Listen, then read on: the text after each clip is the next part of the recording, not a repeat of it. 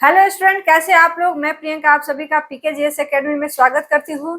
ये चल रहा है एनसीईआरटी का सीरीज और एनसीईआरटी का सीरीज जो है, जैसे कोई भी स्टूडेंट जैसे बीपीएससी, यूपीएससी, बिहार दरोगा, ये बिहार पुलिस में कोई भी पोस्ट के लिए या फिर आप जो है अदर किसी एग्जाम के लिए प्रिपरेशन कर रहे हैं तो ये एनसीईआरटी का सीरीज जो है आपके लिए बहुत इंपॉर्टेंट हो जाता है, क्योंकि अगर एनसीईआरटी अगर छोड़ेंगे तो बहुत ही पछताना पड़ जाएगा। ठीक है, तो एनसीईआरटी के सीरीज में हम लोग पढ़ रहे हैं हिस्ट्री, और ये जो है हिस्ट्री 6 क्लास की हिस्ट्री है। ठीक है, अब यहाँ पे जो है हम लोगों ने 8 चैप्टर पढ़ लिया है और 8 चैप्टर के एमसीक्यू भी जो है मैंने करवा दिया है। जो भी स्टूडेंट जो है इससे पहले के 8 चैप्टर नहीं पढ़े हैं और उसका क्वेश्चन आंसर नहीं किए हैं तो उसका जो लिंक है इस वीडियो के डिस्क्रिप्शन में दिया गया है, वहां से आप लोग जरूर से जरूर देख लीजिए, क्योंकि आप किसी न किसी गवर्नमेंट जॉब की तैयारी कर रहे होंगे और गवर्नमेंट जॉब की तैयारी कर रहे हैं तो कहने का मतलब है एनसीईआरटी आपको पढ़ना जो है बहुत ही जरूरी है। ठीक है, तो हम लोग आज नए चैप्टर में चलेंगे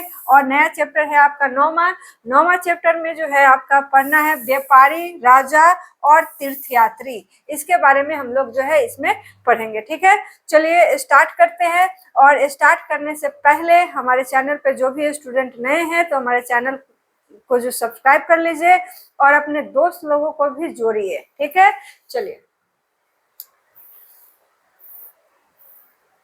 देखिए, ये 9th चैप्टर है व्यापारी, राजा और तीर्थयात्री। देखिए, एनसीईआरटी का जो है अपना खासियत होता है इसमें, जैसे हम लोगों ने स्टार्ट किया था पहला चैप्टर से। ठीक है, तो धीरे धीरे जो है जो प्राचीन इतिहास हम लोग पढ़ रहे हैं तो धीरे धीरे कैसे प्राचीन इतिहास बढ़ रहा है उसी से रिलेटेड जो है आपके सभी चैप्टर के नाम भी बदलते जा रहे हैं। जैसे जैसे कंटेंट हम लोग पढ़ते हैं वैसे वैसे इसके टॉपिक भी, इसके चैप्टर के नाम भी बढ़ते जा रहे हैं। ठीक है, तो ये चीज आप मिलाए होंगे जो भी पढ़ रहे होंगे। ठीक है, चलिए स्टार्ट करते हैं। बाजार में घूमती गजनी। ठीक है, तो जगनी जो है, जगनी है, गजनी नहीं है, जगनी है। ठीक है, तो बाजार में घूमती जगनी, ये है जगनी। ठीक है, कहता है जगनी अपने जो है गांव के मेले की आस लगाए बैठी थी। स्टील के चमकदार बर्तन, रंग बिरंगी प्लास्टिक की बाल्टियां, शोख रंगों के फूलों के प्रिंटों वाले कपड़े, चाबी से चलने वाले मजेदार खिलौने उसे बहुत अच्छे लगते थे। इन चीजों को बेचने वाले दुकानदार बस और ट्रकों पर आते थे और रात को अपना जो है सामान समेट कर जो है वापस चले जाते थे। जगनी को हैरानी होती थी कि ये लोग हमेशा इस तरह क्यों जो है घूमते रहते हैं। उनकी जो है माँ ने बताया कि वे लोग व्यापारी थे, वे चीजों को उन जगहों से खरीदते हैं जहां ये बनाए जाते हैं और फिर उन्हें जो है मेले में बेच देते हैं। ठीक है, इनकी माँ ने बताया। अब इसमें हम लोगों ने इसमें जो है हम लोग पढ़ेंगे पहला इस चैप्टर के अंतर्गत कि व्यापार और व्यापारियों के बारे में जानकारी।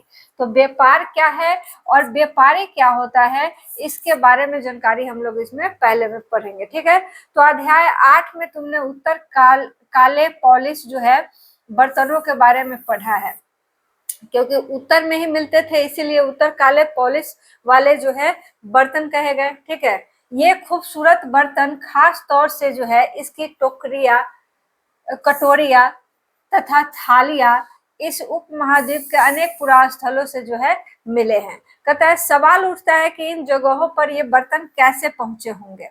ऐसा अनुमान लगाया जाता है कि जहां ये बनते थे वहां से व्यापारी इन्हें लाकर या जाकर जो है अलग अलग जगहों पर बेचते थे। मतलब एक जगह से व्यापारी क्या कर लिए, खरीद लिए और वहां से जो है व्यापारी अलग अलग जगहों पर जाकर इन्हें क्या कर रहे हैं, अलग अलग जगहों पर बेच रहे हैं। तो हो सकता है कि अलग अलग जगहों से मिले हैं इसी कारण से। ठीक है, चलिए आगे बढ़ते हैं। दक्षिण भारत सोना, दक्षिण भारत सोना, मसाले, खास तौर पर काली मिर्च तथा कीमती पत्थरों के लिए जो है प्रसिद्ध था। ये जो है लाइन अंडरलाइन कर लीजिएगा। दक्षिण भारत में सोना, जो कि आपका जो है सोना दक्षिण भारत में ज्यादा मिलता है कर्नाटक के कोल्लूर में। ठीक है, सोना जो है भारत में कर्नाटक में जो है मिलता है। ठीक है, कर्नाटक के कुन्नूर में मिलता है। ठीक है, तो ये भी ध्यान रखिएगा। मसाले, खास तौर पे काली मिर्च, ठीक है, काली मिर्च के लिए है तो यहाँ पे व्यापारी जो है भिन भिनाते रहते थे, ठीक है। कहता है कीमती पत्थर के लिए प्रसिद्ध है, ठीक है। काली मिर्च की जो है रोमन साम्राज्य में इतनी मांग थी कि इसे काले सोने के नाम से बुलाते थे। अब देखिए ये भी ध्यान रखिएगा, काला सोना जो है उस समय किसको बोला जाता था, तो काला सोना जो है, काला सोना किसको बोलते हैं, काली मिर्च को उस समय जो है काला सोना बोला जाता था, ठीक है। कहते हैं व्यापारी इन मसालों को समुद्री जहाजों और सड़कों के रास्ते रोम पहुंचाते थे और दक्षिण भारत में ऐसे अनेक रोमन सोने के सिक्के मिले हैं, ठीक है। ऐसे जैसे दक्षिण भारत में जो है रोमन सोने के सिक्के मिले हैं, तो इससे कयास लगाया जाता है कि यहाँ से जो है रोमन साम्राज्य से क्या होता था, व्यापार होता था।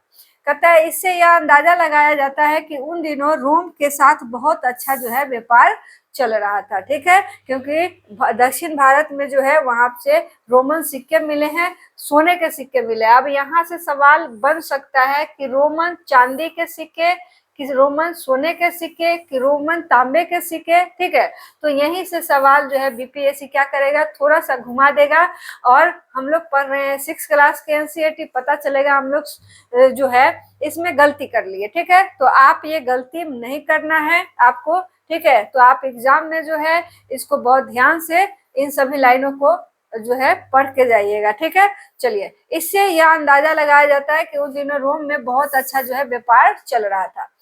आगे है, कहता है क्या तुम बता सकती हो कि ये सिक्के भारत कैसे और क्यों पहुंचे होंगे। अब यहाँ पे आप बता सकते हैं कि भारत ये सिक्के रोम साम्राज्य के कैसे पहुंचे होंगे, तो व्यापार के माध्यम से पहुंचे होंगे, क्योंकि व्यापार करने के लिए आपको तो कुछ तो विनिमय के लिए वस्तु होना चाहिए या तो पैसे होना चाहिए, ठीक है। तो अगर सिक्के आए हैं तो हो सकता है कि सिक्के से जो है यहाँ से व्यापार करके काली मिर्च, मसाले या फिर और चीजें, कीमती पत्थर वगैरह यहाँ से रोमन साम्राज्य ले जाता होगा, ठीक है। चलिए आगे बढ़ते हैं। व्यापार से जुड़ी एक कविता है यहाँ पे, इसे भी पढ़ते हैं। कहता है व्यापार के प्रमाण हमें संगम कविताओं में भी मिलते हैं। तो देखिए व्यापार के बारे में संगम कविता, जो कि संगम साहित्य, जो कि तमिल में रचे जा रहे थे, तमिल संगम साहित्य को ही संगम काल बोला जाता है। कहता है नीचे लिखी कविता में पूर्वी समुद्र तट पर स्थित पुहार पतन पर लगाए जाने वाले माल का वर्णन मिलता है। समुद्री जहाजों पर लाए गए तेज तर्रार घोड़े, ठीक है, समुद्री जहाजों पर लाए गए तेज तरार घोड़े, मतलब घोड़े भी व्यापार के लिए लाए जा रहे हैं। गाड़ियों पर काली मिर्च की गठरिया, हिमालय से मिले रत्न और सोना, दक्षिण की पहाड़ियों से चंदन की लकड़ियां, दक्षिण सागर के मोती और पूर्वी सागर के मूंगे, गंगा और कावेरी के फसलें, श्रीलंका से आए खदान, म्यांमार के बने मिट्टी के बर्तन और दुर्लभ कीमती आयात जो है यहाँ से किए जाते थे, ठीक है। तो ये सभी इसमें जानकारी दी गई है। अब यहीं पे रहेगा कि तेज तरार घोड़े जो है कहाँ से लाए जाते थे, तो समुद्री जहाजों पर लाए जाते थे, ठीक है। काली मिर्च की गठरिया तो गाड़ियों पर ला दी जाती थी, ठीक, इस तरह से। यहाँ पे है कि कविता में उल्लेखित चीजों की एक सूची बनाओ। क्या तुम बता सकते हो कि इन चीजों का उपयोग जो है किस लिए किया जाता होगा। अब देखिए, अब दुर्लभ कीमती, यहाँ पे मिट्टी के बर्तन है, तो मिट्टी के बर्तन क्यों यूज करते हैं, बता ही सकते हैं। खाद्यान्न, खाने पीने की चीजें हैं, क्यों यूज करेंगे, खाने के लिए करेंगे। फसल है, मूंगा है, मोती है, लकड़ी है, चंदन है, काली मिर्च की गठरी है, सोना है, तो इन सभी का यूज जो है एक एक इसमें लिखना है। चलिए आगे बढ़ते हैं। व्यापारियों ने कई समुद्री रास्ते खोज निकाले। इनमें से कुछ समुद्र के किनारे चलते थे, कुछ अरब सागर और बंगाल की खाड़ी पार जो है करते थे। नाविक मानसूनी हवा का फायदा उठाकर अपनी यात्रा जल्दी पूरी कर लेते थे। अब देखिए नाविकों के लिए जो है, नाविकों के लिए क्या इसमें जो है मौसम अच्छा होता है, तो मानसूनी हवाएं। कौन सी हवाएं, मानसूनी हवाएं का फायदा उठाकर जो है रास्ता जल्दी तय हो जाता था। अफ्रीका या अरब के पूर्वी तट से इन उपमहाद्वीप के पश्चिमी तट पर पहुंचना जो है चाहते थे, तो दक्षिण पश्चिम मानसून के साथ चलना पसंद करते थे, ठीक है। तो दक्षिण पश्चिम मानसून के साथ अगर चलेंगे तो जो है अफ्रीका या अरब के पूर्वी तट से यहाँ उपमहाद्वीप के पश्चिमी तट पे पहुंचना क्या हो जाएगा, आसान हो जाएगा। लंबी यात्राओं के लिए मजबूत जहाजों का जो है निर्माण किया जाता था। चलिए, समुद्र तटों से लगे राज्य। अब समुद्र से जो सटे राज्य है उनके बारे में जानना है। अब जैसे कि इंडिया को देखा जाए तो इस तरीके से है, ये आपका जो है पूर्वी है, पूर्वी घाट बोलते हैं या पूर्वी तट बोल लीजिए, ठीक है, पूर्वी घाट। ये जो है पश्चिमी घाट है, पश्चिमी वेस्टर्न घाट, ठीक है। तो इससे लगे जो है राज्य के बारे में भी इसमें वर्णन है। कहता है इस उपमहाद्वीप के, अब देखिए उपमहाद्वीप हमेशा आपका जो है एनसीईआरटी के बुक में रहता है, तो उपमहाद्वीप ये याद रखिएगा कि अभी का जो प्रेजेंट का भारत है और जिस समय ये उपमहाद्वीप का वर्णन है, तो उपमहाद्वीप का मतलब हो जाता है कि आपका भारत, अफगानिस्तान, पाकिस्तान, बांग्लादेश, ठीक है, नेपाल, इन सभी को मिलाकर वो सभी क्षेत्र जो है इस उपमहाद्वीप में, भारतीय उपमहाद्वीप में आते थे उस टाइम, ठीक है। चलिए, तो उपमहाद्वीप के दक्षिणी भाग में बड़ा तटीय प्रदेश है। दक्षिणी भाग में क्या है, बड़ा तटीय प्रदेश है। इसमें बहुत से जो है पहाड़, पठार, नदी के मैदान है। नदियों के मैदानी इलाके में जो है, नदियों के मैदानी इलाके में कावेरी का मैदान सबसे उपजाऊ है, ठीक है। तो दक्षिण में जो है आपका देखा जाए तो नदियों के मैदानी इलाकों में कावेरी क्या है, सबसे ज्यादा फर्टाइल भूमि है। कहते हैं मैदानी इलाकों तथा तटीय इलाकों के सरदारों और राजाओं के पास धीरे धीरे काफी संपत्ति और शक्ति हो गई। संगम कविताओं में मुएंदार की चर्चा मिलती है। अब देखिए, यहाँ से सवाल जो है पूछे गए हैं एग्जामों में कि मुएंदार की चर्चा जो है किसमें की गई है, तो संगम साहित्य में जो है, संगम साहित्य में मुएंदार की चर्चा की गई है। तो याद रखेंगे कि संगम कविताओं में मुएंदार की चर्चा मिलती है। यह एक तमिल शब्द है। मुएंदार कैसा शब्द है, तो मुएंदार जो है एक तमिल वर्ड है, तमिल शब्द है, ठीक है, तमिल शब्द है, जिसका अर्थ क्या होता है, तीन मुखिया। इसका अर्थ क्या होता है, तो अर्थ इसका होता है, अर्थ तीन मुखिया, तीन मुखिया, ठीक है, तीन मुखिया होता है। इसका प्रयोग तीन शासक परिवारों, कौन, तो देखिए तीन शासक परिवारों के मुखियाओं के लिए किया जाता है। ये कौन है, ये तीन शासक परिवारों के मुखिया, तो ये है चोल, चेर और पांड्य, ठीक है, चोल, चेर और पांड्य। याद रखने का तरीका क्या है, एक तो चोर है, चोर चोर है, और एक कहता है पंडित, चोर चोर पंडित, ऐसे याद रख सकते हैं, ठीक है, चोर चोर पंडित। अब देखिए, करीब 2300 साल पहले दक्षिण भारत में काफी शक्तिशाली जो है माने जाते थे। तो ये जो चोल, चेर, पांड्य है, ये 2300 साल पहले जो है दक्षिण भारत में, ठीक है, ये दक्षिण भारत में जो है काफी ये शक्तिशाली माने जाते थे, ठीक है। इन तीनों मुखियाओं के अपने दो दो जो है सत्ता केंद्र थे। इसमें से एक हिस्से में और दूसरा अंदरूनी हिस्से में था। इस तरह 6 केंद्रों में से 2 बहुत महत्वपूर्ण थे। एक चोलों का पतन, पुहार, चोलों का पतन जो है पुहार या कावेरी पट्टनम, दूसरा पांड्यों की राजधानी मदुरै। अब ये बहुत बार एग्जामों में आया है कि पांड्यों की राजधानी जो है कहाँ है, तो पांड्यों की राजधानी मदुरै, पांड्यों की राजधानी कहाँ, तो मदुरै, ठीक है। चलिए, कहता है ये मुखिया लोगों से नियमित कर के बजाय उपहारों की मांग करते थे। ये जो मुखिया थे ये नियमित टैक्स नहीं लेते थे, इसके बदले में उपहार की मांग करते थे। कभी कभी ये सैनिक अभियानों पर भी निकल पड़ते थे, तो ये भी ध्यान रखेंगे, ठीक है, कि ये सैनिक अभियान पर भी कभी कभी निकलते थे। अब यहीं पे सवाल दे देगा कि हमेशा जो है ये सैनिक अभियान के लिए निकलते थे, तो क्या हो जाएगा, गलत हो जाएगा। तो एनसीईआरटी में ऐसे ऐसे शब्दों को अंडरलाइन करके रखना है पढ़ते वक्त, ताकि आप जब रिवाइज करें तो आपका दिमाग वहीं पे जाए कि भाई इसे हमें ध्यान में रखना है, ठीक है। और आसपास के इलाके से शुल्क जो है वसूल कर लाते थे। इससे कुछ धन वे अपने पास रख लेते और बाकी अपने समर्थकों, नाते रिश्तेदारों, सिपाहियों और कवियों के बीच जो है बांट देते थे। तो यहाँ से भी स्टेटमेंट वाला सवाल बन सकता है कि ये जो तीनों मुखिया थे, ये जो शुल्क वसूल करते थे, तो वो शुल्क जो है किनको बांटते थे या पूरा अपने पास रख लेते थे, तो इससे रिलेटेड सवाल आता है। कहता है अनेक संगम कवियों ने उन मुखियाओं की प्रशंसा में कविताएं लिखी जो उन्हें कीमती जो है जवाहरात, सोने, घोड़े, हाथी, रथ या सुंदर कपड़े दिया करते थे। ठीक है, चलिए इसके लगभग 200 वर्षों के बाद पश्चिम भारत, ठीक है, में सातवाहन नामक राजवंश का प्रभाव जो है बढ़ गया।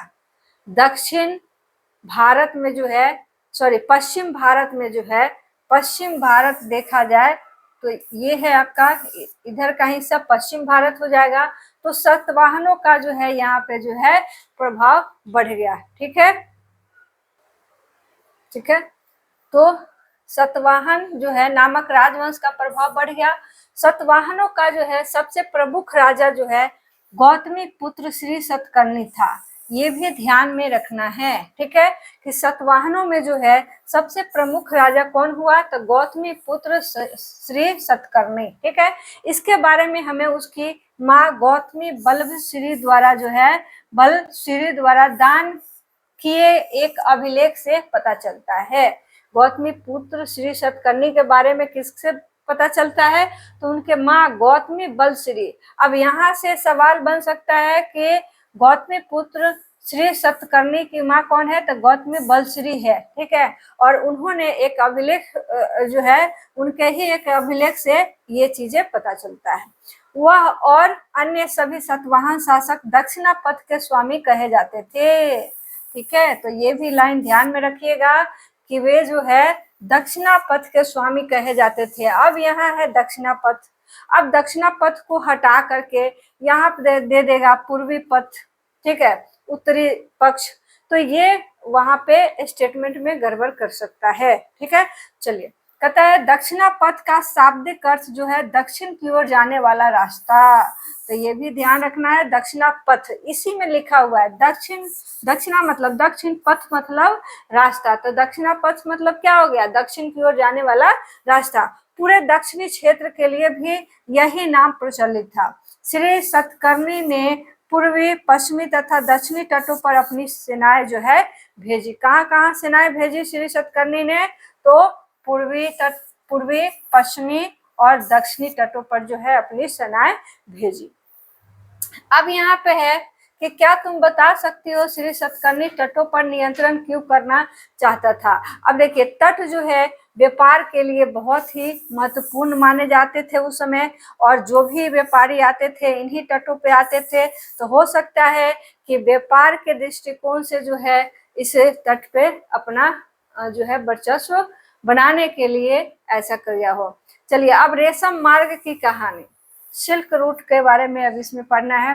रेशम मार्ग की कहानी एक अपना अलग ही एक इतिहास बताती है। कहता है कीमती चमकीले रंग और चिकनी मुलायम बनावट की वजह से रेशमी कपड़े अधिकांश जो है समाज में बहुमूल्य माने जाते हैं।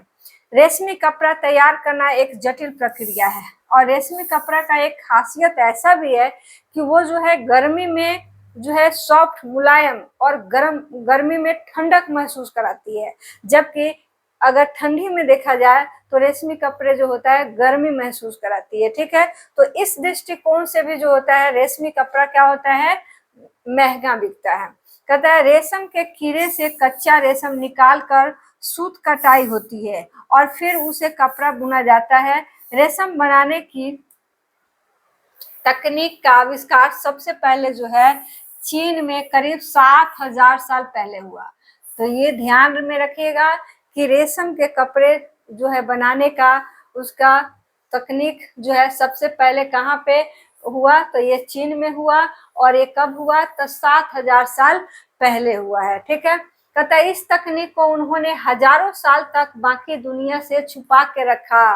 तो चाइना जो है, चीन जो है अपने इस टेक्निक को जो है दुनिया से बहुत सालों तक छुपा के रखा, पर चीन से पैदल और घोड़े और ऊंट पर कुछ लोग जो है पैदल, घोड़े और ऊंट पर कुछ लोग दूर दूर की जगहों पर जाते थे और अपने साथ रेशमी कपड़े भी ले जाते थे। जिस रास्ते से ये लोग यात्रा करते थे वह रेशम मार्ग सिल्क रूट के नाम से प्रसिद्ध हो गया। ठीक है, तो चूंकि वहां से रेशमी कपड़े का जो है व्यापार करते थे, तो जो रेशमी कपड़े के व्यापार करते थे तो वहां पे जो अपने जिस वाहन से जाते थे, ऊंट से, घोड़े से या पैदल जाते थे, ठीक है, तो उसी रास्ते का ही नाम पड़ गया सिल्क रूट, रेशम मार्ग। ठीक है, कहता है कभी कभी चीन के शासक ईरान और पश्चिमी एशिया के शासकों को जो है उपहार के तौर पर रेशमी कपड़े जो है भेजते थे। ठीक है, यहाँ से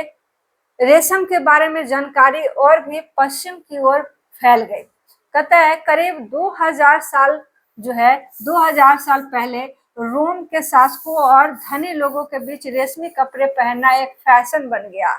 अभी भी जो है रेशमी कपड़े का एक अलग जो है एक रुतबा है कि जो है पर्व त्योहार पे जो है रेशमी कपड़े लोग पहनते हैं। और ये रोम साम्राज्य में एक क्या हो गया, एक तरह से फैशन हो गया कि भाई आप किसी भी फेस्टिवल वगैरह पे रेशमी कपड़ा अगर पहनता है तो उस आदमी का वर्चस्व बन जाता है, अरे बहुत अच्छे फैमिली से बिलोंग करता होगा, या अच्छा व्यक्ति है, बहुत कमाता है, इस तरीके का भी। कहता है इसकी कीमत बहुत ही ज्यादा होती थी क्योंकि चीन से इसे लाने में दुर्गम पहाड़ी और रेगिस्तानी रास्तों से होकर जाना पड़ता था। अब देखिए भाई, जो भी चीजें बहुत मुश्किल से मिलता है ना लोगों को, उसका कीमत बहुत ज्यादा हो जाता है, बहुत उसका वैल्यू बढ़ जाता है।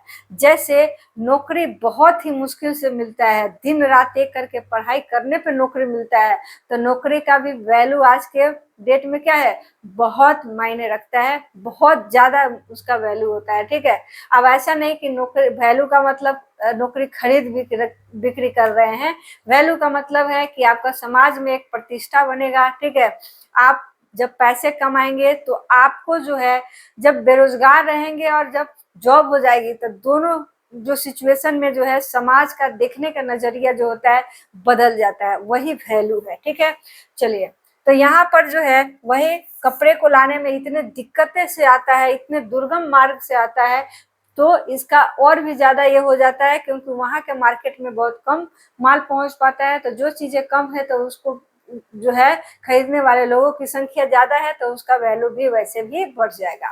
कहता है व्यापारियों से यात्रा शुल्क भी मांगते थे। कहता है इसमें सिल्क रूट तथा उसकी शाखाओं को दिखाया गया है, इस मैप में जाएंगे तो। कहता है कुछ शासक इसके बड़े बड़े हिस्सों पर जो है अपना नियंत्रण करना चाहते थे क्योंकि इस रास्ते पर यात्रा कर रहे व्यापारियों से उन्हें जो है टैक्स, शुल्क, तोहफों के जरिए लाभ मिलता था। ठीक है, अब सीधी सी बात है भाई कि जिस रूट से सारा व्यापार जो है हो रहा है, अगर उसी रूट पे अगर कब्जा कर लिया जाए तो कब्जा करने वाला तो वैसे ही टैक्स वसूल के जो है माले माल हो जाएगा। ठीक है, इसके बदले ये शासक इन व्यापारियों को अपने राज से गुजरते वक्त लुटेरों के आक्रमण से सुरक्षा देते थे कि भाई अब हमारे राज्य से अगर गुजरेंगे तो जो रास्ते में जो लुटेरे हैं, डाकू है, ठीक है, जो आपके सामान को लूट लेते हैं, तो उनसे हम आपको सुरक्षा करेंगे, आपका सामान जो है तो मतलब सुरक्षा पूर्वक अपने राज्य चला जाएगा, अपने देश चला जाएगा। तो इसके बदले में आपको जो है हमें कर, शुल्क या तोहफे जो है देने पड़ेंगे। ठीक है, सिल्क रूट पर नियंत्रण रखने वाले शासकों में, अब ये भी बहुत इंपॉर्टेंट है। ठीक है, सिल्क रूट पर नियंत्रण करने वाले शासकों में सबसे प्रसिद्ध कौन है, तो सबसे प्रसिद्ध जो है कुषाण है। कौन है, कुषाण है, याद रखिएगा, कई बार एग्जाम में पूछा है। करीब 2000 साल पहले मध्य एशिया तथा पश्चिमोत्तर भारत पर इसका जो है शासन था। पेशावर और मथुरा इसके दो मुख्य जो है शक्तिशाली केंद्र थे कुषाणों का। कहता है तक्षशिला भी इसके ही राज्य का हिस्सा था, जो कि अभी जो है तक्षशिला आपका जो है पाकिस्तान में है, पाकिस्तान में है। ठीक है, कहता है इसके शासन काल में ही सिल्क रूट की एक शाखा मध्य एशिया से होकर सिंधु नदी के मुहाने के पत्तनों तक जाती थी। फिर यहाँ से जहाजों द्वारा रेशम पश्चिम की ओर और रोमन साम्राज्य तक पहुंचाता पहुंचता था। इस उपमहाद्वीप में सबसे पहले जो है सोने के सिक्के जारी करने वाले शासकों में कुषाण थे। बहुत ही इंपॉर्टेंट है ये लाइन, ठीक है। तो इस उपमहाद्वीप में जो है, अब जब भी उपमहाद्वीप आए तो आप समझ जाइए कि भारत के साथ साथ बांग्लादेश, नेपाल, भूटान, अफगानिस्तान, पाकिस्तान, म्यांमार, ये सभी के सभी जो है उस समय एक ही था, ठीक है। तो उस समय जो है सोने के सिक्के जारी करने वाले सबसे पहले शासकों में कौन थे? सबसे पहले तो कुषाण थे, ठीक है। सिल्क रूट पर यात्रा करने वाले व्यापारी इनका उपयोग जो है किया करते थे, सोने के सिक्के का। अब यहाँ पे दिया हुआ है कि सिल्क रूट पर गाड़ियों का उपयोग क्यों कठिन होता होगा। अब देखिए, सिल्क रूट जो है पहाड़ों वाला इलाका है, पठारों वाला इलाका है, ऊबड़ खाबड़ नदी पार कर रहे हैं, ठीक है, पर्वत पार कर रहे हैं, तो थोड़ा पहाड़ी एरिया है, इसलिए क्या होगा कि गाड़ी वगैरह उपयोग करना कठिन होगा। चीन से समुद्र के रास्ते भी रेशम का निर्यात होता था, ठीक है। कहता है समुद्र के रास्ते रेशम भेजने में क्या सुविधाएं और समस्याएं आती थी। अब देखिए, समुद्र के रास्ते अपने हैं और सिल्क रूट जो है अपने, दोनों का अपना अपना जगह पे अलग अलग इम्पोर्टेंस है। अब ज्यादातर होता था कि जो डकैत होते थे, ठीक है, सिल्क रूट पे, तो उनसे सुरक्षा के लिए जो है राजा उस पर भी टैक्स लगाते थे, ठीक। उससे है कि समुद्री रास्ते में उसके अपेक्षा जो है कम लूटपाट होती थी, समुद्र में जाकर के कोई लूटपाट उसमें नहीं करता था, तो हो सकता है कि सुविधाएं ठीक था, ठीक है। तो समुद्र के रास्ते रेशम भेजने में सुविधाएं और क्या समस्याएं आती थी, तो सुविधाएं होती थी, लेकिन समस्या भी इसमें ये था कि समुद्र के रास्ते जाने में जो है उतने जो है सुविधाजनक नहीं जा पाता था, जैसे कि रोड के माध्यम से, सड़क के माध्यम से, जो उस समय का सड़क सिल्क रूट हुआ करता था, ठीक है। चलिए आगे बढ़ते हैं। बौद्ध धर्म का प्रसार। अब देखिए, व्यापार के साथ साथ इसमें बौद्ध धर्म का भी प्रसार हो रहा है, क्योंकि व्यापार होगा तो अपने धर्म, जैसे जैसे सामान कोई एक जगह से दूसरे जगह ले जाकर व्यापार के लिए बेच रहे हैं, उसी तरह से धर्म का भी जो है आपका क्या होगा, प्रसार होगा। तो कहते हैं कुषाणों का सबसे प्रसिद्ध राजा कौन था? कनिष्क था। कनिष्क याद रखेंगे। कहता है उसने करीब 1900 साल पहले, कब? 1900 साल पहले जो है शासन किया, ठीक है। कुषाणों ने, कनिष्क ने कब शासन किया? कनिष्क ने तो 1900 साल पहले। उसने एक बौद्ध परिषद का गठन किया, ये भी ध्यान रखना है। बौद्ध परिषद का गठन किसने किया? कनिष्क ने। इसमें एकत्र होकर विद्वान महत्वपूर्ण विषयों पर जो है विचार विमर्श करते थे। तो ये भी ध्यान रखना है कि ये जो बौद्ध परिषद है ये क्या है। तो बौद्ध परिषद जो है एक ऐसा सभा है जहाँ पे विद्वान जो है इकट्ठा होकर विचार विमर्श करते हैं, राय मशवरा करते हैं किसी मैटर पे, ठीक है। कहते हैं बुद्ध की जीवनी, बुद्ध चरित्र के रचनाकार कवि अश्वघोष। अब ये भी ध्यान रखना है, बुद्ध की जीवनी जो है बुद्ध चरित्र, ठीक है, इसके रचनाकार कौन है? बुद्ध चरित्र के तो अश्वघोष है। बुद्ध चरित्र के रचनाकार कौन है? अश्वघोष। अब यहाँ से सवाल पूछ सकता है कि बुद्ध की जीवनी जो है कौन है? तो बुद्ध चरित्र। या फिर ऐसे भी लिख सकता है बुद्ध चरित्र में जो है किसकी जीवनी लिखी गई है? तो गौतम बुद्ध की, ठीक है। ये लिखने वाले रचनाकार कौन है? तो अश्वघोष है, ठीक है। कनिष्क के दरबार में रहते थे, ठीक है। तो बुद्ध की जीवनी जिन्होंने लिखा अश्वघोष, ये किसके दरबार में रहते थे? कनिष्क के दरबार में रहते थे। तो यही इस लाइन से 2-4 सवाल आपके निकल जाते हैं। और अश्वघोष तथा अन्य बौद्ध विद्वानों ने अब संस्कृत में लिखना जो है शुरू कर दिया, ठीक है। कहता है इस समय बौद्ध धर्म की एक नई धारा महायान जो है, महायान का विकास हुआ। इसका मतलब है कि महायान का विकास लगभग कब हुआ होगा? तो 1900 साल पहले, ठीक है। इसकी 2 मुख्य विशेषताएं थी। पहले, मूर्तियों में बुद्ध की उपस्थिति सिर्फ कुछ संकेतों के माध्यम से दर्शाई जाती थी। मिसाल के तौर पर उनकी निर्वाण प्राप्ति को पीपल के पेड़ की मूर्ति द्वारा दर्शाया जाता था, ठीक है। तो निर्वाण प्राप्ति को जो है किससे? तो पीपल के पेड़ के मूर्ति द्वारा दर्शाया जाता था। पर अब बुद्ध की प्रतिमाएं बनाई जाने लगी। इसमें से अधिकांश जो है मथुरा में तो कुछ जो है तक्षशिला में बनाई जाने लगी। अब इन सभी जगहों से जो है, इन सभी लाइन से जितने भी अंडरलाइन किए हैं, इन सभी से जो है सवाल एग्जाम में आ चुका है किसी न किसी एग्जाम में। कहता है दूसरा परिवर्तन जो है बोधिसत्व में आस्था को लेकर आया।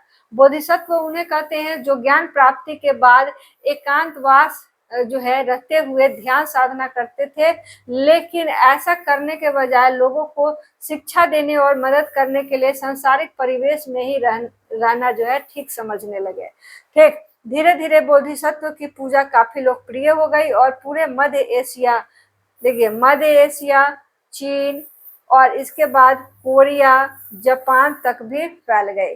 तो ये नाम याद रखना है, यहाँ पे कहाँ कहाँ तक बोधिसत्व का जो है ये फैला, तो मध्य एशिया, चीन, कोरिया, जापान। ठीक है, तथा बौद्ध धर्म का प्रसार जो है पश्चिमी और दक्षिणी भारत में हुआ। बौद्ध धर्म का प्रसार जो है पश्चिमी और दक्षिणी भारत में हुआ, जहाँ बौद्ध भिक्षुओं के रहने के लिए जो है पहाड़ों में दर्जनों गुफाएं जो है खोदी गई। तो अभी भी उसके साक्ष्य जो है प्रमाण मिलते हैं पश्चिमी भारत और दक्षिणी भारत में। ठीक है, चलिए अब यहाँ पे जो है इसको पढ़ते हैं। कहता है सांची के स्तूप। अब सांची कहाँ है, तो मध्य प्रदेश में है। ठीक है, स्तूप का एक मूर्ति चित्र ये दिया हुआ है। यहाँ एक इस वृक्ष और नीचे के खाली आसन को जो है देखो, वृक्ष और आसन को। कहता है मूर्तिकारों ने यह बताने के लिए खुदाई करके यह मूर्ति बनाई कि बुद्ध को ज्ञान की प्राप्ति इसी वृक्ष के नीचे जो है बैठकर ध्यान करते हुए प्राप्त हुआ। तो बुद्ध को जो है किस के वृक्ष के नीचे ज्ञान की प्राप्ति हुई, तो यहाँ पे जो है पीपल के वृक्ष के नीचे। ठीक है, तो इस यहाँ पे जो है दर्शाया गया है। ठीक है,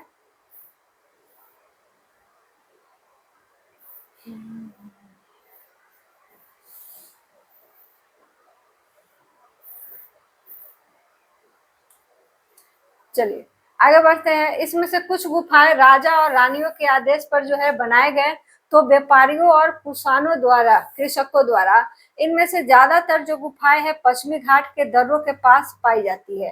ठीक है, तो पश्चिमी घाट के दर्रों के पास ये गुफाएं पाई जाती है। ये जो दर्रे होते हैं, पासेस होते हैं, पहाड़ों के बीच के रास्ते को बोलते हैं। ठीक है, दक्कन के शहरों और तटों के समृद्ध बंदरगाहों और उन्हें जोड़ने वाली सड़कें भी इन्हीं दरों से होकर गुजरती थी। ऐसा लगता है कि यात्रा करने वाले जो है व्यापारी इन गुफाओं वाले मठों में विश्राम के लिए रुकते थे। ठीक है, कहता है बौद्ध धर्म दक्षिण पूर्व और श्रीलंका, दक्षिण पूर्व की ओर श्रीलंका और म्यांमार, थाईलैंड तथा इंडोनेशिया सहित दक्षिण पूर्व एशिया के अन्य भागों में भी फैल गया। तो देखिए यहाँ से जो है सवाल सब बनता है, इसमें पूछा जा सकता है कि बौद्ध धर्म का जो है प्रसार कहाँ तक हुआ, तो उसमें ये ऑप्शन के रूप में आ सकते हैं, तो ध्यान रखना है। अब देखिए बाएं तरफ मथुरा में बनी युद्ध बुद्ध के एक प्रतिमा का चित्र है। ये कहता है तक्षशिला में बनी जो है दाएं की तरफ। अब दोनों के प्रतिमाओं में अंतर देखिए, ये जो है बना हुआ है मथुरा में, ठीक है, और इधर दाएं तरफ जो बना है तक्षशिला में। ठीक है, जो कि मथुरा आपका प्रेजेंट में भारत में पड़ता है और तक्षशिला प्रेजेंट में पाकिस्तान में पड़ता है। ठीक है, तो बने बुद्ध की प्रतिमा का एक चित्र है। इन चित्रों को देखकर बताओ कि बीच क्या क्या समानताएं हैं और क्या क्या भिन्नताएं हैं। तो सबसे पहले तो यही देखने को मिलता है कि ये खड़ा है और ये बैठा हुआ है। ठीक है, यहाँ पे चक्र है और यहाँ पे चक्र नहीं है। ठीक है, उसके बाद जो है कपड़े का भी आप देख सकते हैं। ठीक, चलिए इसमें पैर दिख नहीं रहा है बैठे हुए, तो इसमें दिख रहा है। तो कुछ कुछ विभिन्नताएं हैं और समानताएं भी है। चलिए आगे बढ़ते हैं। अब देखिए थेरवाद नामक बौद्ध धर्म का आरंभिक रूप इन क्षेत्रों में कहीं अधिक प्रचलित था। तो थेरवाद ध्यान में रखेंगे। कहते हैं अब यहाँ से तीर्थयात्रियों की जिज्ञासा। चलिए व्यापारी काफिले में काफिलों में तथा जहाजों पर दूर दूर जाया करते थे। ठीक है, बहुत से तीर्थयात्री भी उनके साथ यात्रा पर निकल पड़ते थे। अब देखिए, ये कार्ले की गुफा है। कार्ले की गुफा कहाँ है? तो महाराष्ट्र में है। ये जो एनसीईआरटी में छोटा छोटा इंफॉर्मेशन चित्र के साथ दिया हुआ है या साइड में दिया हुआ है, उसको पढ़ना तो एकदम नहीं भूलिए। ठीक है, वो बहुत इंपॉर्टेंट है, एग्जाम में पूछे जाते हैं ये सब चीजें। कार्ले की गुफा कहाँ है? तो महाराष्ट्र में है। ठीक है, चलिए अब तीर्थयात्री के लिए यहाँ पे लिखा हुआ है, तीर्थयात्री वे स्त्री या पुरुष होते हैं जो प्रार्थनाएं के लिए पवित्र स्थानों की यात्रा जो है करते हैं। तीर्थ मतलब तीर्थ स्थल, ठीक है, और उसके लिए यात्रा। तो प्रार्थना करने के लिए तीर्थ स्थल कौन से होते हैं? जहां आप अपने जो है मतलब आराध्य की जो है प्रार्थना करते हैं। तो प्रार्थना के लिए पवित्र स्थलों की यात्रा करना ही तीर्थयात्री कहलाता है। ठीक है, चलिए इसी तरह भारत की यात्रा पर आया चीनी बौद्ध यात्री फाहियान, ठीक है, काफी प्रसिद्ध है, याद रखिएगा। इसी भारत की यात्रा पर आया है चीनी बौद्ध यात्री, कौन है? फाहियान, काफी प्रसिद्ध है। ये करीब 1600 साल जो है पहले आया। ह्वेन-त्सांग जो है 1400 साल पहले भारत आया। उसके करीब 50 साल बाद जो है इत-सिंह आया। वे सब क्या थे? बुद्ध के जीवन से जुड़ी जगहों और प्रसिद्ध मठों को देखने के लिए भारत आए। तो ये सभी ध्यान रखना है कि कौन कौन है?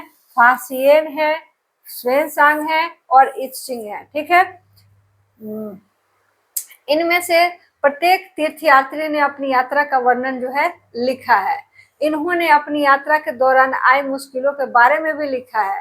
इन यात्राओं में कई वर्ष लग जाया करते थे। आज न है कि एरोप्लेन पे बैठते हैं सीधा पहुंच जाते हैं किसी देश में, उस समय ऐसा नहीं था। इसमें कई कई वर्ष लग जाते थे, क्योंकि ज्यादातर यात्राएं जो है पैदल हुआ करते थे या घोड़े से हुआ करते थे, ऊंट से हुआ करते थे। ठीक है, या पानी में नावों से हुआ करती थी। ठीक है, तो वैसे उस टाइम पीरियड में यात्रा करना बहुत ही कठिन होता था। ठीक है, तो इन कठिनाइयों के बारे में जो है इन लोगों ने अपने अपने विचार लिखे भी है।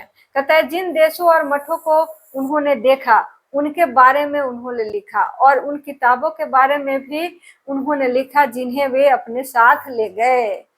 ठीक है, हम लोग जिसके बारे में पढ़ रहे हैं ये एक तरह से क्या है? हमारे यहाँ के जो बुक जो कि यहाँ के धरोहर को उठा कर लेके जाने वाले चोर सब है। ठीक है, एक तरह से उसके बारे में हम लोग पढ़ रहे हैं। अब देखिए, फाहियान चीन वापस कैसे लौटा? अब इसका कहानी सुनिए। कहता है फाहियान ने अपने घर चीन वापस लौटने के लिए अपनी यात्रा बंगाल से शुरू की। कहाँ से शुरू की? बंगाल से, ध्यान रखिएगा। वह व्यापारियों के एक जहाज पर चढ़ा। मुश्किल से वे 2 दिन ही चल पाए कि एक समुद्री तूफान में फंस गए। व्यापारी अपने जहाज को डूबने से बचाने के लिए उसमें से अपने माल को फेंक कर जहाज को हल्का करने की कोशिश करने लगे। फाहियान ने भी अपने सामान को तो फेंक दिया, लेकिन अपने उन पांडुलिपियों और बुद्ध की मूर्तियों को जो है नहीं फेंका, जिन्हें वो अपने साथ भारत की यात्रा के दौरान संकलित की थी। अंततः 13 दिनों के बाद आंधी रुकी। अब देखिए, ये जो व्यक्ति है वापस गया तो नाव पे बैठे जितने भी लोग हैं वो सभी ने उस जहाज से सभी सामान फेंक दिए, लेकिन ये जो है सामान तो फेंका, लेकिन जो भारत से जो पांडुलिपि लेके गया और बुद्ध की जो मूर्ति लेके गया ये नहीं फेंका। ठीक है, उसने समुद्र का वर्णन इस प्रकार किया। समुद्र असीम है, सूर्य चांद तारों की गति को देखो, बिना यह पता लगा पाना असंभव है कि पूर्व किधर है और पश्चिम किस दिशा में है। भाई समुद्र के में आपको छोड़ दिया जाए तो क्या होगा? पता ही नहीं चलेगा किधर पूर्व है किधर पश्चिम है, क्योंकि उस समय उतने जो है कंपास वगैरह उतना टेक्नोलॉजी था नहीं। ठीक है, तो इसके जो है वर्णन हो रहा है कि एक तो समुद्र में तूफान आ गया है और इसमें जो है उसको दिशा नहीं पता चल रही है। अगर बरसात और अंधेरा हो तो जहाज को हवा के रुख में ले जाने के अलावा और कोई दूसरा चारा नहीं। जावा पहुंचने में उसे 90 दिन से भी ज्यादा लग गए। ठीक है, तो शुरुआत कहाँ से किया था? बंगाल से किया था, और बंगाल से किया ही था कि जो है तो वहां एक समुद्री तूफान में फंस जाता है। 2-3 दिन चला ही था, समुद्री तूफान में पहुंच गया। 13 दिनों के बाद जो है तूफान रुकती है और ये 90 दिनों के बाद जो है जावा पहुंचता है। वहां वो 5 महीने के लिए रुका। जावा पहुंचने के बाद 5 महीने के लिए रुका। इसके बाद दूसरे व्यापारी जहाज में चढ़कर जो है कहाँ पहुंचा?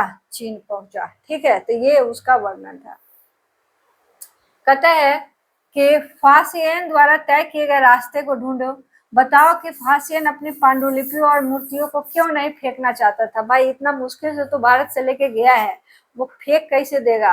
वो तो यही सोच रहा था, हम मरेंगे तो इसको साथ लेके जाएंगे, साथ ही मरेंगे, और नहीं तो लेके जाएंगे। ठीक है, चलिए, इतना इम्पोर्टेंट था यहाँ के वो पांडुलिपि दस्तावेज। लेकिन बहुत सारे दस्तावेज और पांडुलिपि जो है विदेशियों ने हमारे यहाँ से लेकर चला गया। कहते हैं ह्वेनसांग जो है भूमार्ग जो है उत्तर पश्चिम और मध्य एशिया होकर जो है चीन वापस लौटा। ह्वेनसांग ये जो है आप पढ़ रहे थे किसके बारे में? फासियन के बारे में। ठीक है, तो ये समुद्री रास्ते से गए, जबकि ह्वेनसांग किस रास्ते से गए? तो उत्तर पश्चिम और मध्य एशिया होकर जो है भूमार्ग से गए।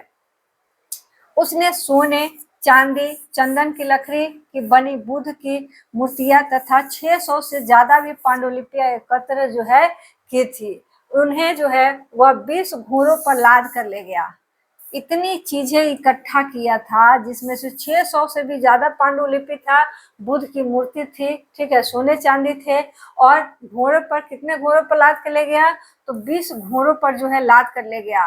पर इसमें से 50 पांडुलिपियां उस समय खो गई जब सिंधु नदी पार करते हुए उसकी नाव जो है उलट गई। अपने जीवन का बाकी हिस्सा उसने बची हुई पांडुलिपियों को संस्कृत से चीनी अनुवाद करने में जो है लगा दिया, क्योंकि यहाँ से लेके गया था तो यहाँ पर जो है वो पांडुलिपि किस भाषा में लिखे गए थे? संस्कृत में। और चीन में जा करके जो है वहाँ चीनी भाषा में जो है अनुवाद करने में वो लगा दिए। ठीक है, चलिए आगे पढ़ते हैं। नालंदा शिक्षा का एक विशिष्ट केंद्र, जो कि नालंदा विश्वविद्यालय प्रसिद्ध है। ठीक है, ह्वेनसांग तथा अन्य तीर्थयात्रियों ने उस समय के सबसे प्रसिद्ध बौद्ध विद्या केंद्र नालंदा, कहाँ है? बिहार में है, अध्ययन किया। उन्होंने नालंदा के बारे में इस प्रकार लिखा है। क्या लिखा है? यहाँ के शिक्षक जो है योग्यता और बुद्धि में सबसे आगे है। बुद्ध के उपदेशों का वह पूरी ईमानदारी से जो है पालन करते हैं। मठ के नियम काफी सख्त है, जिन्हें सबको मानना पड़ता है। पूरे दिन वाद विवाद चलते ही रहते हैं, जिससे युवा और वृद्ध दोनों ही एक दूसरे से मदद करते हैं। विभिन्न शहरों से विद्वान लोग अपनी शंकाएं दूर करने के लिए आते हैं। नए आगंतुकों से पहले द्वारपाल ही कठिन प्रश्न जो है पूछते हैं। मतलब आप जाएंगे, उस समय जो लोग जाते थे नालंदा में, तो सबसे पहले जो द्वारपाल है, जो कि आज का आपका गार्ड बोल सकते हैं, तो गार्ड साहब पहले ही सवाल पूछ लेते थे। ठीक है, सवाल में पास हुए तो अंदर जाना है, पास नहीं हुए, फेल हो गए, तो वहीं से दरवाजे से ही जो है गार्ड साहब भगा देते थे। तो उन्हें अंदर जाने की अनुमति तभी मिलती थी जब द्वारपाल को सही उत्तर दे पाते थे। 10 में से 7-8 जो है सही उत्तर नहीं दे पाते थे। कहने का मतलब 10 में से 1 के 2 जो होते थे लोग, वो सही उत्तर दे पाते थे। ठीक है, कहते हैं ह्वेनसांग नालंदा में क्यों पढ़ना चाहता था? कारण बताओ। तो बौद्ध धर्म की शिक्षा के लिए और पांडुलिपियों के चक्कर में भी पढ़ा होगा। ठीक है, चलिए भक्ति की शुरुआत। कहता है इन्हीं दिनों देवी देवताओं की पूजा का चलन भी शुरू हुआ। बाद में हिंदू धर्म की यह प्रमुख पहचान बन गई। इसमें जो है शिव, विष्णु और दुर्गा जैसे देवी देवताएं जो है इसमें शामिल है। तो ये ध्यान रखेंगे। इन देवी देवताओं की पूजा जो है भक्ति परंपरा के माध्यम से की जाती थी। भक्ति उस समय काफी लोकप्रिय परंपरा बन गई। किसी देवी या देवता के प्रति श्रद्धा को ही क्या कहा जाता है? भक्ति कहा जाता है। भक्ति का पथ सबके लिए क्या है? खुला था, चाहे वो धनी हो, गरीब हो, ऊंची जाति का हो, नीची जाति का हो, या स्त्री हो या पुरुष हो। ठीक है, तो उस टाइम जो है भक्ति के मार्ग सभी के लिए इक्वल थे, उसमें कोई भेदभाव नहीं था कि स्त्रियां नहीं जा सकती है तो गरीब नहीं जा सकते हैं, ऐसा कोई भेदभाव नहीं था। भक्ति मार्ग जो है चर्चा हिंदुओं के पवित्र ग्रंथ जो है किसमें, भगवत गीता में की गई है। तो भक्ति मार्ग की चर्चा किसमें मिलती है, तो हिंदुओं के पवित्र ग्रंथ भगवत गीता में मिलती है। भगवत गीता जो है महाभारत का एक हिस्सा है। भगवत गीता क्या है, महाभारत जो है महाभारत का एक हिस्सा है, जिसमें जो कृष्ण है वो अर्जुन को उपदेश दे रहे हैं, वही जो है उपदेश भगवत गीता है। ठीक है, कहता है इसमें भगवान कृष्ण अपने भक्त मित्र अर्जुन को सभी धर्मों को छोड़कर उनकी शरण में आने का उपदेश देते हैं, क्योंकि केवल कृष्ण ही अर्जुन को सारी बुराइयों से मुक्ति दिला सकते हैं। पूजा का यह रूप धीरे धीरे देश के विभिन्न भागों में जो है फैल गया। चलिए, भक्ति मार्ग अपनाने वाले लोग जो है आडंबर के साथ पूजा पाठ करने के बजाय ईश्वर के प्रति लगन और व्यक्तिगत पूजा पर जो है जोर देते थे। भक्ति मार्ग अपनाने वालों का यह मानना है कि अगर आप अपने आराध्य देवी या देवता की सच्चे मन से पूजा की जाए तो वह उसी रूप में दर्शन देंगे जिसमें भक्त उसे देखना चाहते हैं। इसलिए आराध्य देवी देवता मानव के रूप में भी हो सकते हैं या फिर सिंह, पेड़ या अन्य किसी रूप में हो सकते हैं। जैसे जैसे विचार को समाज द्वारा स्वीकृति मिलती गई, कलात्मक देवी देवताओं की एक से बढ़कर एक खूबसूरत मूर्तियां तैयार करने लगे। कहने का मतलब बाद में जो है जिस रूप में भक्त जो है भगवान को जिस रूप में याद करता था उसी रूप में जो है उनको वो चीज जो है यहाँ पे सिंह के रूप में, पेड़ के रूप में और अन्य किसी रूप में जो है जिस रूप में चाहता था उसी रूप में जो है ये मानने लगे। ठीक है, और उसका जो है जब मानने लगे तो उसकी मूर्तियां वगैरह भी बनना शुरू हो गया। वराह के रूप में जो है विष्णु, एरन मध्य प्रदेश की यह एक शानदार मूर्ति जो है विष्णु की वराह रूप की है। अब पुराणों के अनुसार जो है जल में डूबी पृथ्वी को जो है बचाने के लिए विष्णु ने वराह रूप धारण किया। यहाँ पृथ्वी को एक स्त्री के रूप में दर्शाया गया है। तो वराह का जो अवतार है वो किसका है, विष्णु का है। क्यों लिया गया, तो पृथ्वी जब जल में डूब रही थी तो विष्णु ने जो है वराह का अवतार लेकर के पृथ्वी को बचाया। अब देखिए भक्ति, कहता है भक्ति भज शब्द से बना है, जिसका अर्थ क्या हो जाता है, विभाजित करना या हिस्सेदारी होता है। इसका अर्थ यह है कि भक्ति भगवान भक्त के बीच परस्पर एक अंतरंग संबंध है। भक्ति भगवत और भगवान के प्रति झुकाव है। भगवत एक का अर्थ यह भी है जो अपने ऐश्वर्य तथा सुख को भक्तों के साथ बांटता है, यानी भक्त या भागवत अपने देवी देवता के भाग का हिस्सेदार होता है। ठीक है, अब चलिए आगे बढ़ते हैं। एक भक्त द्वारा लिखी गई एक कविता है, इसको भी पढ़ते चलते हैं। कहता है अधिकांश भक्ति जो है साहित्य हमें यही बताते हैं कि धन ऐश्वर्य ऊंचे पद के जरिए कभी ईश्वर से जो है आत्मीयता नहीं बन सकती। करीब 1400 साल पहले शिव भक्त अप्पार द्वारा तमिल में लिखी एक कविता का एक अंश है।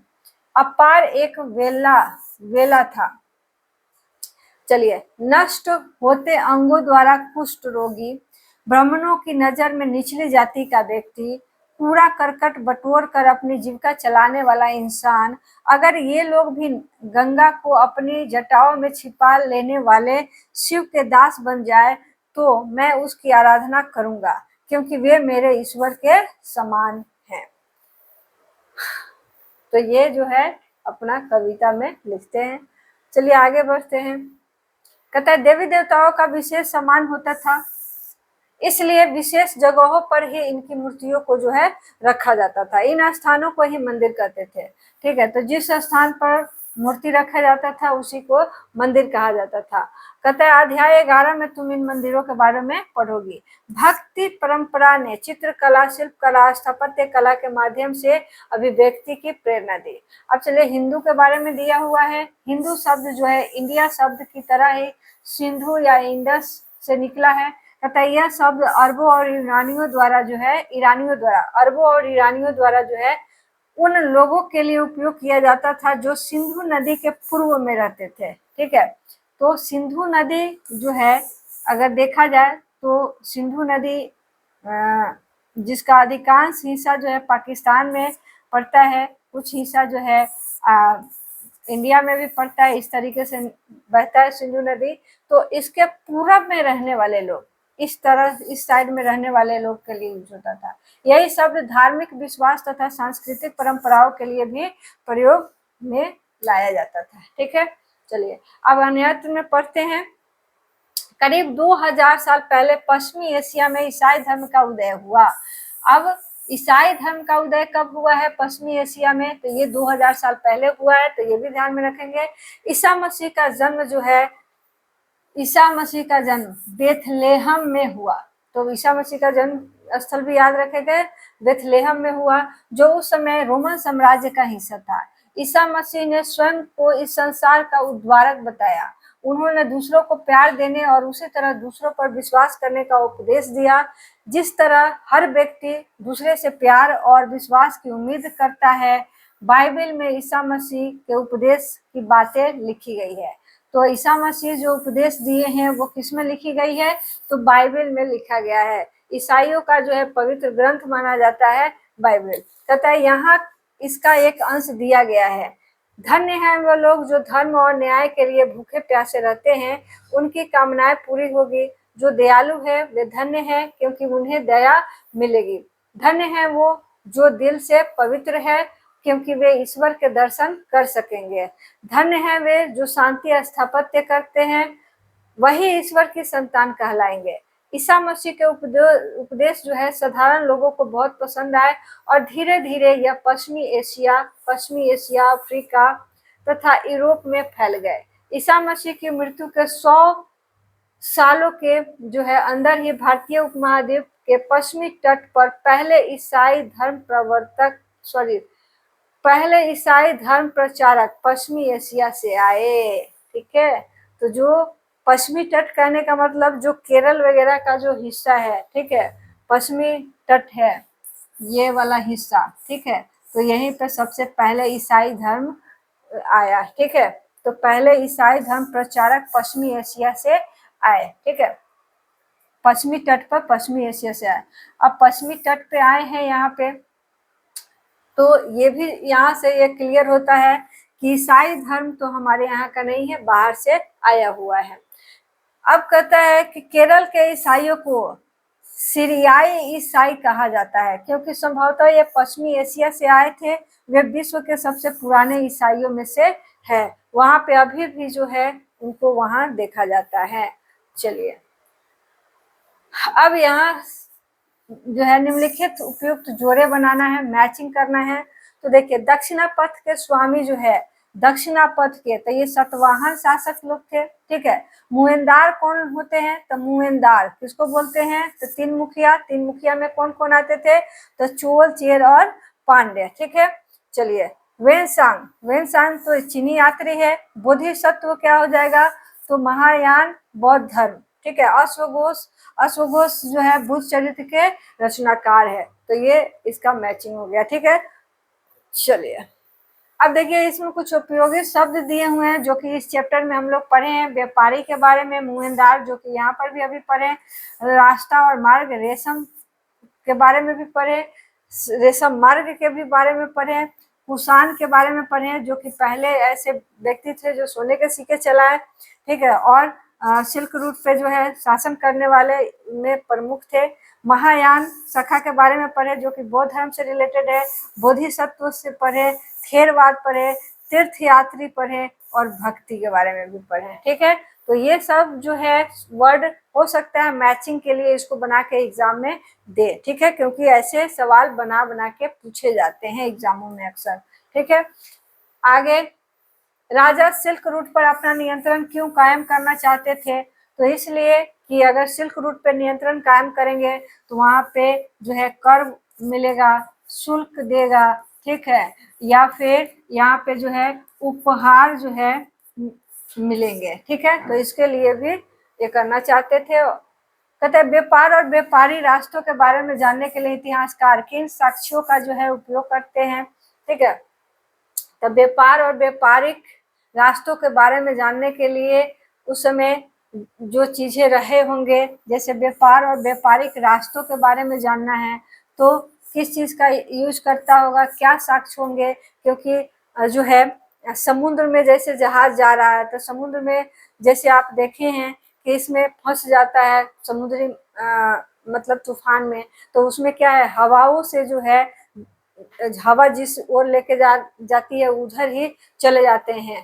ठीक है, तो इस ये बताना थोड़ा जो है उस समय, क्योंकि इतना टेक्निक था नहीं, तो व्यापारी रास्ते के बारे में इतिहासकार किन साक्ष्यों का उपयोग करेंगे, तो वो उसके बारे में लिखना है। कहता है भक्ति की प्रमुख विशेषता क्या थी, तो इसके बारे में भी लिख सकते हैं कि भक्ति मतलब किस तरीके से लोग करते थे। ठीक, तो ये लिखने वाले सवाल है जो कि 2-3 लाइन में लिख सकते हैं। अब है कि रेशम बनाने की कला की खोज जो है कब हुई, तो 7,000 साल पहले। कहाँ पे, तो चीन में हुआ। ठीक है, जो कि चीन जो है इस कला को बहुत सालों तक जो है छुपा के रखा था। चोल चेर पांड्य लगभग 2300 साल पहले पूर्व ये हुए। रोमन साम्राज्य में रेशम की बढ़ती मांग जो है 2000 साल पहले। कुषाण शासक कनिष्क 1900 साल पहले। फासियन भारत का आगमन, ठीक है, 1600 वर्ष पहले। वेनसांग की भारत यात्रा और अपार की शिव स्तुति की रचना जो है 14 साल पहले। तो ये सभी चीजें हम लोगों ने पढ़ा है, इसको एक बार रिकॉल कर दिए। ठीक है, तो ये रहा।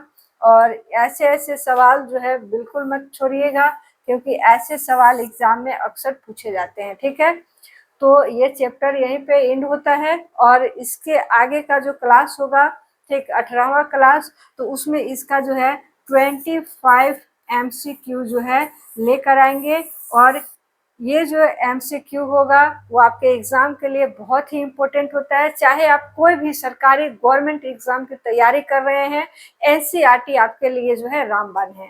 इसको छोड़ना मतलब आप अपने तैयारी में क्या कर रहे हैं, कटौती कर रहे हैं। ठीक है, तो बने रहिए हमारे चैनल पे, और हमारे चैनल पे नए हैं तो हमारे चैनल को सब्सक्राइब कर लीजिए। तो मिलते हैं अगले क्लास में एक MCQ के साथ। ठीक है।